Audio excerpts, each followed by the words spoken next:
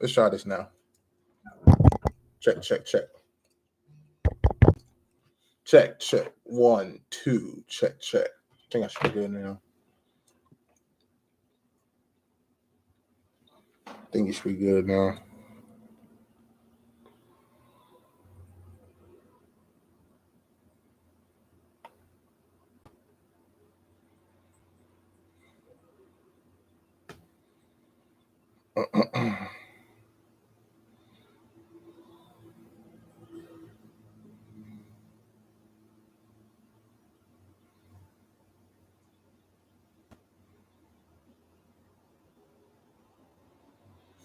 Yeah, can you hear me? Can you hear me good? You got levels? You hear me? Check, check, check, check. Now you hear me? You good? Yeah, I don't know why I was talking and then it just went.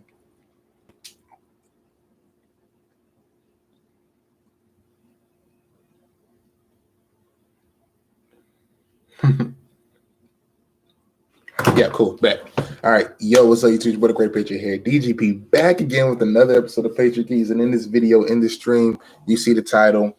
We talked about it before. Yeah, appreciate that. I had the stream just up for about 3 to 5 minutes, and somebody said they couldn't hear me. I realized that my settings got changed just automatically onto some setting. You got to fix that. But yeah, this is going to be a quicker stream than last time. Last time was about an hour. It's pretty much just you pretty much saw like the first, not the first hour, but like after the first 10 minutes or so, I kind of collected my thoughts a little bit. And we kind of sat there, talked about the situation, talked about what he meant to the team, and yeah. So right now you see Tom Brady going to Tampa Bay. Right now it's reportedly roughly $30 million a year. I'm assuming this is a 2-year deal. Let me go ahead and double check to make sure that they haven't reported anything yet. But as far as I know, it's a 2-year deal because Tom Brady said he wanted to play till he's 45. He's 43 right now. That's 2 more years. So I'm assuming for the next 2 years, it's going to be a $30 million deal. Let's see. And again, none of this stuff is officially final. All this stuff is in principle, but it can be finalized tomorrow at 4 p.m. So yeah. So that's that. So let's talk about the situation with Brady. One of the things that was said when he was coming out was he wanted to have a collaborative coach, wanted a coach to have an offensive minded coach, which he's never had before. He's never had an offensive minded head coach. Being Bill Belichick, who he is, he's a defensive coach. So he wanted to have a coach that's able to give him more leeway. Belichick's not the type of person to give leeway. So have a guy like Bruce Arians, who's very friendly, the quarterback guru. He's going to make changes. So having him, then having a roster that has good weapons, that has good / great weapons. You have a top 5 receiver who I think so. Mike Evans, top 5, top 10. This is an elite receiver, Mike Evans. You have Chris Godwin, who actually broke out last year, who actually is wearing number 12, which he might got to cough that up for a little bit. But you got him. Got a tight end, O.J. Howard, who I think is pretty good. I just think that, they got to put him in the right positions. But having a guy like Brady who likes to throw to the tight end and stuff, that's going to be crucial. And then Ronald Jones, the running back. But it's been reports that they're going to draft a running back, potentially Taylor from Wisconsin, or one of the other top running backs in the draft, and help him out right there. So there's your offensive weapons. The O-line isn't too bad. It's not that bad. It could be a little bit better. And then the defense is trending up where you got 2 pass rushers, Jason Pierre-Paul, and you got Shaq Barrett. Shaq Barrett led the NFL in sacks last year. JPP, as you know, he's a pass rusher back in his Giants days. He actually was one of the reasons why we lost to them back in 2011. But yeah, he's still a pretty decent pass rusher. And then you still have a couple other cool defensive pieces on that roster. Vita Vea as defensive tackle, if I'm not mistaken, he's still there. So with that being said, they checked all the boxes. He also wanted somewhere where it's easy for him to get to New York for personal reasons and for business reasons too. So I think he also just wanted to stay on the East Coast for that reason too. Shockingly too, well, not shockingly, the older you get, you want warmer weather, and that's what he wanted too. He wanted warmer weather. He didn't mind the cold necessarily, but I think he's get to the point.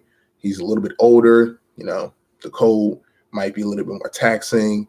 And he's like, you know what? If I can get warmer weather, that'll be easier. And so you go into a division where you're going to be in warm weather for at least 8 games of the year here in Tampa Bay. Then you're going to face what you call it, Carolina, who's not necessarily warm potentially when they play them, but it's not as cold as it is in New England. And then you play the Saints once a year, who's in a dome. So over half your games, and the Falcons in a dome too. So over half your games, you are in a dome or in warm weather typically. Now I don't know about rain and all that stuff, but you're in warmer weather. He's in Florida, tax-free state. That's just a side note on that. So, imagine if he would have went to the Chargers, he would have probably made $30 million years, but probably was only going to get like $10 million of that for real. Saying, with Tampa Bay, tax-free, he's not going to get the whole $30 million because the way the contract set up, you still got take taxes from, like, I guess the teams and stuff you play at. But he's going to make way more than he would have made in his contract-wise for them. And he's in Tampa Bay. It's not like he's in Miami or Orlando, but it's not that too far off. Florida still is a very top state in terms of warm weather and then access to things. So I think this move with him is pretty good. I think out of between the two, I was saying the Bucks will probably be best for him for if the coaching. I think the difference was I think the Chargers have a better defense, but if you want better coaching, I would go with the Bucks. And I think that's what he went with Tampa Bay. What are y'all thoughts down below watching? Do y'all feel like he should have been to the Chargers, or you feel like he should have went to the Buccaneers? We're not going to say if he should have came back to New England, because obviously most of us will like him back in New England. But I think out of those two, it honestly was a toss-up, and I think he felt more comfortable being on the East Coast, still being in New York, still having access to New York. And I feel like, too, not necessarily – well, either way, if he would have went to the Chargers, he would have got way more access. But some people might have still felt love for Phillip Rivers. I think the whole feeling in Tampa Bay is, Jameis is cool. We appreciate him, but it was time for him to go. Now he goes to a situation where there's literally nothing. There's nobody that was before him that you can compare him to, that he has to come in here and win. But, and the Super Bowl's in Tampa Bay too. So why not be considered a home game? That Tampa Bay games are going to be sold out. If Tampa Bay makes the Super Bowl too, I might try to go to the Super Bowl. I ain't saying nothing. But yeah, my phone's blowing up. It's been crazy. Well, what are your thoughts down below? We got 10 people in. What are we doing? Well, I talked about it earlier. After we grieved a little bit earlier, I kind of got past it. Well, not really past it, but kind of came to terms with it, I should say. They said that they have a plan in place. Now, is that going to get Cam Newton? I thought we was going to get Teddy Bridgewater. However, Teddy Bridgewater is going to Carolina. They said Danny Dalton. I think we should draft the quarterback. I don't know. They said they have a plan in place. I don't know. With the whole Patriots situation now after Brady, I don't know. I'm still going to be a Patriot fan, like I said. And I know people might have seen me on Twitter joking around saying I'm a Bucs fan, all that other stuff. I've been said this for years. I said, if Tom Brady ever left, even back with 2014 when this whole thing, I said, wherever Tom Brady go, that's going to be my secondary team. I'm going to be a Patriot fan forever. But I am going to root for the Buccaneers, wherever Tom Brady goes. Whether it's the Buccaneers for a year, then he goes somewhere else, Buccaneers for 2 years, and then he goes somewhere else he wants to play after that. I don't know. But wherever Tom Brady's playing at, I'm rooting for him. So how do you feel about losing Tom Brady? I kind of talked about that earlier. It sucks. It hurts. But as I said before in previous streams and videos, a part of me wanted him to leave because just because people thought that he was washed. And I kept saying he's not washed. If you look at the weapons, it's not much you can do. And so now that he has some weapons now in Tampa Bay and a good coach, hopefully that he's able to do that. So that's my feeling. Tampa Bay still not going to Super Bowl. Hey, my motto. Tom Brady's your quarterback. You got a 12% chance, at least 12% chance. If no is getting top dollar, where's the money going? I don't know, guys. That's actually a very good question. Like, I think what it is, we're not paying nobody top dollar, but we're playing a lot of mid-tier players. Like, remember, Gilmore's getting paid top dollar with this. Keep in mind, Tom Brady's going to count for $13 million against the cap, regardless, at least this year. Even if he's with us or not, it's going to be at least $13 million, the way the contracts were set up.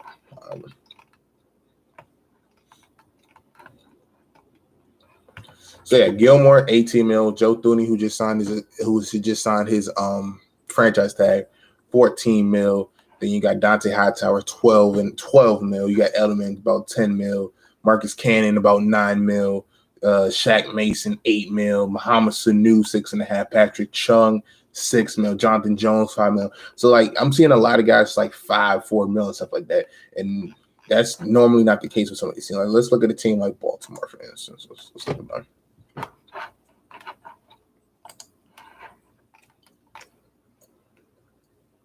Like Baltimore. Let me compare side by side. And you also got to think about it too. Some of these teams who has a lot of cap hits, like the Ravens, their top players are typically like on rookie contracts and stuff. Like Lamar Jackson. Let's look right here. Our highest paid person is Gilmore at 18.5 mil. Judon's about 15 mil. Marcus Peters 15. Campbell 15. Thomas 15. Brandon Williams 14. Ronnie Stanley 12. Tavon Young 8. Brandon Carr 7.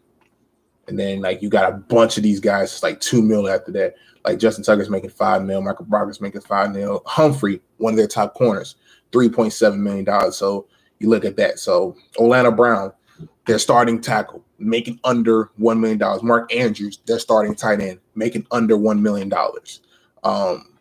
So yeah, that's pretty much what it is right there. You know, Lamar Jackson, 2.5 mil. Marquise Brown, 2 mil. So I mean, most teams, you know, paying like that. So we have 1, 2, 3. We have about 3 guys in the double figures, and they have 1, 2, 3, 4, 5, 6.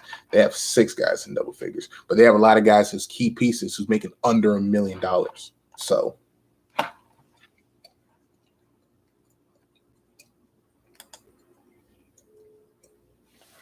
I mean, we do decent in drafting. A lot of comp picks and stuff. Yeah, like I'm looking at our guys who's making under $1.5 million. And our biggest contributor making under that is Juwan Bentley. He's bringing $800,000. Oh, I'm sorry, J.C. Jackson making $750,000. Stand corrected. Jake Bailey's making $750,000, but that's normal. So basically, look at it. Everybody that we're paying are key contributors on the team. We look at these other teams, they're getting these younger guys on rookies. So their time's going to come. Like, that's why we were able to get Gilmore. We had guys on rookie contracts. Our offensive linemen, Shaq Mason, Andrews, and Thuney, they were on rookie deals. That's how we was able to get, you know, a guy like Gilmore, stuff like that. So, you know, hey, sacrifice has got to be made. Except in Miami.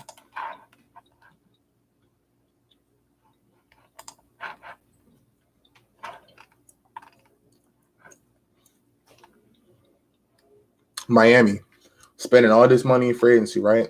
Well, after this, they got Rashad Jones, who I thought got released. I thought he got released, but as of right now, he's up for 15 mil. You got Byron Jones, 14, Xavier Howard, 13, Albert Wilson, 10, Fitz, 8. So you have a lot of people making this money. That's kind of where all the cap stuff's going. Do the Eagle salary? I'll be right back. Give me 1 second. And I'll put the link in the chat too. If y'all want to look at it yourself and compare it.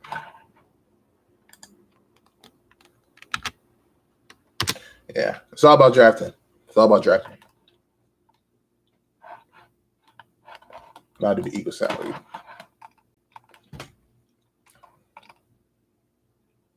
Yeah. The Eagles, so there's 52 people on the roster. And I'm going 1, 2, 3, 4, 5. 5 people are making double figures. Or making double figures. When I say double, I mean like 10 million, so like that. So you got 5, 1, 2, 3, 4, 5, 6, 7, 8, 9, 10, 11, 12, 13, 14, 15, 16, 17. So you got about 22 to 25 people making over $1 million, and everybody else on the Eagles making under $1 million. Like, look at Vontae Maddox; he's making under $1 million. There's another guy that I see on here. That's maybe well known. Or Ward, which is on the practice squad. But yeah, their cap number: Fletcher Cox 22 mil, Carson Wentz 18, Lane Johnson 15.5, Alshon 15, Zach Ertz 12, then Deshaun Jackson 8, Brandon Brooks 7, Jason Kelce 7. Brandon Graham's going to make it 6 mil this year. So yeah, that's kind of where their cap's going. So yeah. And also, too, I think it's also like the way that we structure our contracts. Appreciate that, G. I think the way that we structure our contracts too is, although we're not paying those guys necessarily, they're counting against the cap. Like Tom Brady, he's not getting paid this year necessarily, but he's counting $13 million against the cap because the way we restructured it to get guys underneath the contracts last year. So, or years past. So, although when you restructure deals, you necessarily don't lose the money, but they also can still count against towards your cap. I mean, it's kind of hard. I mean, and there's also too, like, you got to think about it too. With the way we were looking at with Brady, we're looking at veterans. Trying to get guys because we're trying to win. We're not trying to build. You know what I'm saying? Like, you don't have time to truly build in the NFL. Your window is like about 2 to 3 years, if that. Just having a 20-year window is pretty crazy. But typically it's 2 to 3 years you got to build. So that's that. But yeah, man, this draft is going to be huge for the rebuild. We're gonna see what we're gonna do. I'm about to go ahead and finish up some more work. Probably get back on, just chill in the game and stuff, relax. But yeah, man, that's all I got to say. I appreciate y'all coming through. Tom Brady is a Tampa Bay Buccaneer. Go ahead, let's join the bandwagon. I'm still being a Patriot fan, but I got my Tom Brady, Pats, and Bucs jersey ready to go. So catch you on next time, y'all. Peace.